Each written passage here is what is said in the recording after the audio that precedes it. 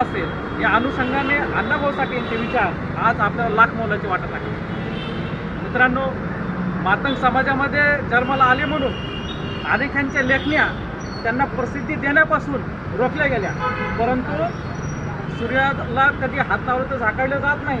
सूर्य हा सूर्यच राहतो, त्याचा प्रकाश हा स्वयंप्रकाशित असतो.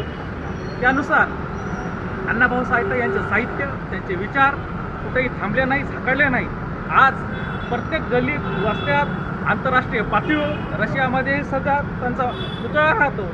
कारण रशियामध्ये अण्णाभाऊ साठे यांनी महाराष्ट्राची ओळख, आपल्या शिवरायांची ओळख तिथं सांगितलेली आहे. आज कामगारांसाठीचा जो लढा आहे, आज आपण कम्युनिस्टांच्या जर संघटना बघत असतो किंवा सर्व काही बघत असतो, परंतु याच्या अगोदर एक वर्गवाद म्हणून कामगारांच्या बाजूनं काय विचार असतील, त्यांच्या पोटातले हक्क काय असतील, हे अण्णाभाऊ साठे यांनी त्यांच्या साहित्यातून लिहून ठेवलेलं आहे. आणि त्यासाठी त्यांनी आझाद मैदान असेल,